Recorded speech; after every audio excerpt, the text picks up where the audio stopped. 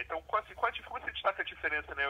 Com o inventário judicial e o extrajudicial, assim, na prática, né? O objetivo do inventário é regularizar os bens, móveis e imóveis do falecido.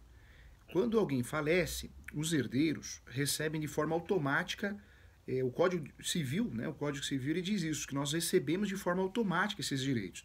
Mas eu costumo dizer que é de mentirinha. Por que de mentirinha? Porque se você não faz o inventário para pagar as dívidas do falecido, se é que ele tenha, você não consegue regularizar o imóvel. Ou bem móvel, o carro, a moto, a bicicleta, né? Bicicleta é a maneira de dizer, né? Um bem que tem um documento. Então, o inventário ele é necessário para que eu consiga regularizar o patrimônio em relação aos bens deixados pelo falecido para os herdeiros, para o viúvo, para a viúva. A grande diferença do inventário judicial e do extrajudicial é o procedimento. Ambos têm o mesmo objetivo, o mesmo foco. O inventário judicial, quando eu bato na porta do Poder Judiciário e faço uma petição inicial, porque o inventário judicial é feito através de uma petição inicial, tem que respeitar os requisitos do artigo 319 do Código de Processo Civil. Então eu peço para o juiz, apresento os bens, apresento o inventariante, apresento o recolhimento do ITBI ou qualquer outro nome que é dado ao tributo de transmissão causa-mortes. Feito o pagamento desse tributo, o judiciário vai conferir se a partilha está sendo feita da forma correta, adequada, se não existe nenhum litígio, e vai dar a sentença. Com a sentença do inventário judicial, vai ser feito o expedido formal de partilha. E as partes, os herdeiros, pegam esse formal de partilha e vão registrar no cartório de imóveis os imóveis, ou vão levar para o Detran para fazer a transferência do carro, né, do veículo. Então é o formal de partilha que vai fazer com que esses bens sejam regularizados. Isso no inventário judicial. Já no inventário extrajudicial, eu não tenho petição inicial. Na verdade, eu não tenho petição inicial, eu não tenho formal de partilha, mas eu tenho o quê? Um outro documento que substitui. E qual que é esse documento? É a escritura pública. A escritura pública faz a vez do processo, né, chamado processo de inventário, faz a vez do formal de partilha. Então, no Brasil, virou hábito a descentralização. Então, o divórcio, o uso capião, o inventário, quando não tem litígio, não tem incapazes, não tem testamento, eu posso fazer no cartório. E por que fazer no cartório? Porque eu estou tirando do Poder Judiciário, do fórum, eu estou descentralizando. Então, na verdade, eu consigo fazer no cartório através da escritura pública e a regra é a mesma. No inventário judicial, eu tenho que registrar o formal de partilha. No inventário extrajudicial, eu tenho que registrar a escritura pública. A escritura pública é o documento que vai fazer eu regularizar os bens, móveis e imóveis. Entendi. Então, assim, ele descentraliza e também é menos burocrático, né? O extrajudicial, a gente pode dizer, né?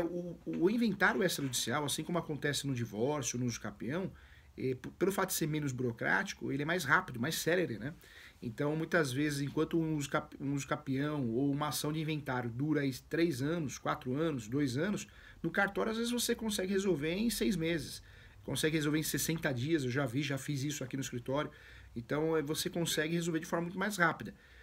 O inventário, diferente do uso capião, assim como acontece no divórcio, é mais fácil, porque não tem um regramento pesado, né? O uso capião não, o uso capião extrajudicial para fazer no cartório não é tão simples assim. Às vezes eu não consigo fazer, muito cartório não faz por vários motivos. Mas o inventário, nós já criamos esse hábito de fazer no cartório. Então existe uma aceitação mais fácil por parte dos tabeliões, dos registradores, tanto da lavratura da escritura pública quanto do registro. Entendi. Vamos assim, quais as complicações que podem acontecer na venda de um imóvel que esteja em inventário, né? Assim, qual a complicação que pode ter, né? O imóvel está em negociação e ao mesmo tempo ele está em inventário. O imóvel correto para que a gente compre e faça a venda de forma mais segura, seja um imóvel urbano, seja um imóvel rural, é vender após a regularização dele. Então, se eu tenho um imóvel que é de um falecido, que pelo menos na documentação imobiliária consta no nome do falecido, da falecida, o ideal é fazer o inventário para vender esse imóvel regularizado.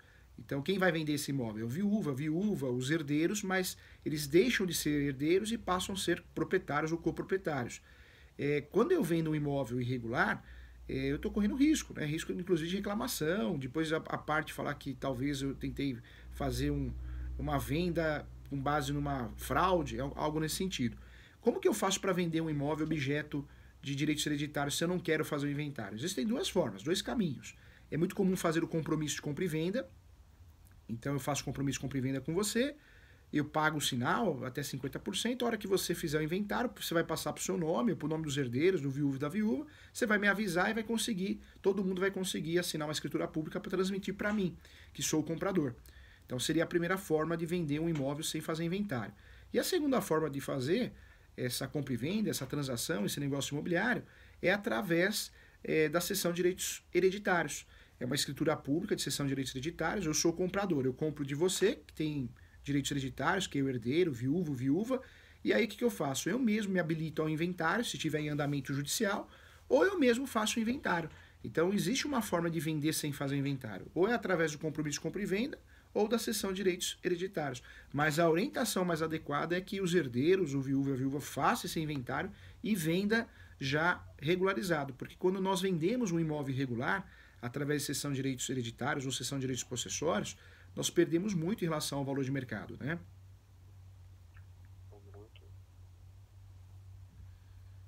O imóvel irregular ele tem uma desvalorização que chega aí a 30% até 50%. Por isso, o ideal é fazer o inventário para depois, né, fazer a venda do imóvel. E pode trazer dor de cabeça mais para frente também, né? Além dessa desvalorização, né? Pode, porque o brasileiro nós temos muita gente boa, mas tem muita gente ruim, né? Então, eu vendo um imóvel para você e falo, olha, tô te vendendo mais barato porque você vai ter que se virar, vai ter que fazer a regularização desse imóvel, vai ter que fazer o inventário, vai ter que fazer o uso capião. Só que depois, você mesmo sabendo disso, você pode falar, não, você me enganou, porque eu achei que estava comprando um imóvel regularizado, né? Então, tem que tomar esse cuidado. Deixa eu só entender um pouco essa questão aqui de cessão de direitos hereditários, o que a pessoa, ela passa a ser herdeira, como se fosse assim, né? Ela compra, ela tem essa cessão dos direitos, não é isso? Isso mesmo, sem juridiquês, o efeito é esse, né? Quando eu compro a cessão de direitos hereditários, o ideal é que seja feita por escritura pública, o ideal é que eu compre de todos os herdeiros, viúvo e viúva.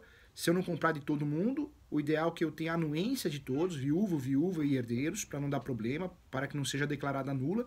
Mas o efeito prático é esse.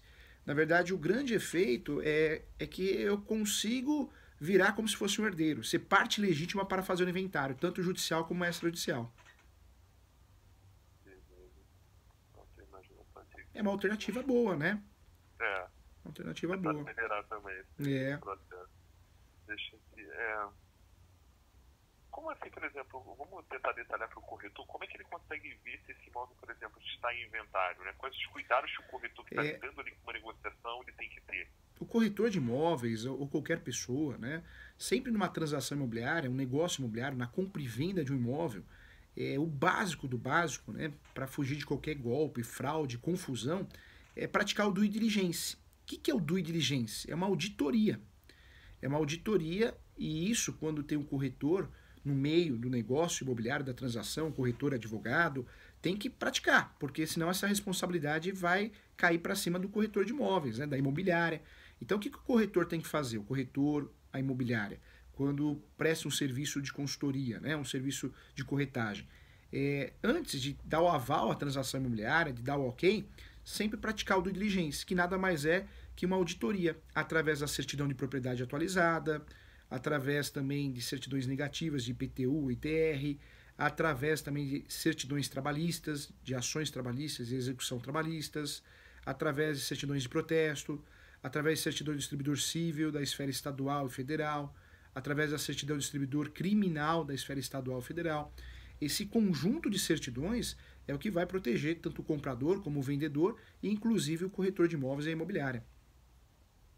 Beleza. Então, assim, a partir dessa due diligência, ele tem como ver se o imóvel está irregular, digamos assim, né, por exemplo, em processo de inventário, para orientar da melhor forma o cliente, né? De que é melhor esperar, ou então, né, ou então dando aquelas duas opções que você passou, né? Eu sempre brinco nas aulas, nas palestras, que o corretor de imóveis, ou a imobiliária, né, e até o advogado, ou o comprador e vendedor, que vende um imóvel sem olhar, vende ou compra, né, um imóvel sem olhar a certidão de propriedade atualizada, tem que ser atualizada, vai entrar numa fria. Porque qual que é o meio que eu consigo saber? Na verdade, a única forma que eu consigo saber se quem está me vendendo realmente está me vendendo um imóvel regularizado.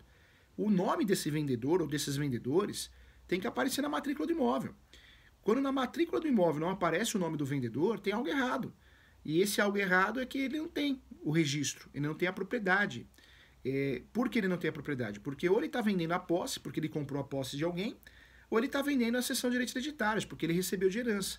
Mas isso, né, é um negócio problemático. Por que problemático? Porque, na verdade, quem está comprando um imóvel irregular. E quando nós compramos um imóvel irregular, a chance de dar errado é muito grande.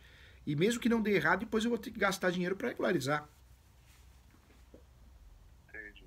E assim, quais por exemplo, um corretor, né, que ele intermediou esse imóvel de forma, está intermediando um imóvel irregular, quais punições, né, ele pode sofrer mais para frente? Quais as sanções podem ser feitas, né, até no âmbito civil? Eu sempre, Como é que você vê essa questão? eu sempre falo para os corretores de imóveis, donos de imobiliárias, cuidado, né? Se você faz transação imobiliária, tanto de compra e venda e locação, sem ter acesso à certidão de propriedade atualizada, você pode entrar numa verdadeira fria. Porque a parte que comprou, se ela se sentir prejudicada, o que ela pode fazer? Ela pode fazer uma reclamação junto ao CRES, né, ao conselho. Normalmente, o conselho vai ficar do lado da parte, porque foi um erro de procedimento do corretor. O corretor ele é contratado, o corretor, a corretora, a imobiliária, para dar segurança ao negócio jurídico. Se ele não solicitou uma certidão, pelo menos, de propriedade, é sinal que ele não fez o serviço dele bem feito. Então, o CRES, muita gente reclama, mas o conselho vai ficar do lado da parte e não do corretor.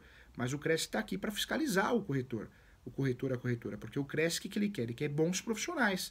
Por isso é uma instituição tão importante. Então, vai existir essa condenação, sim, disciplinar, e a parte, se quiser, utilizando essa condenação disciplinar, né, desse deferimento, dessa, vamos dizer assim, dessa sentença, né, administrativa, vai também poder se socorrer ao judiciário, tanto na esfera civil como na esfera criminal, que é a chamada responsabilidade civil da imobiliária ou a responsabilidade civil do corretor. Pô, beleza, Júlio. Deixa eu te fazer mais uma pergunta. Cara, se eu tiver mais alguma dúvida nesse processo, eu posso te mandar uma mensagem nesse celular? Pode mandar mensagem sim, e eu respondo a você com muito carinho. E se você precisar de outras entrevistas, outras palestras, eu estou à disposição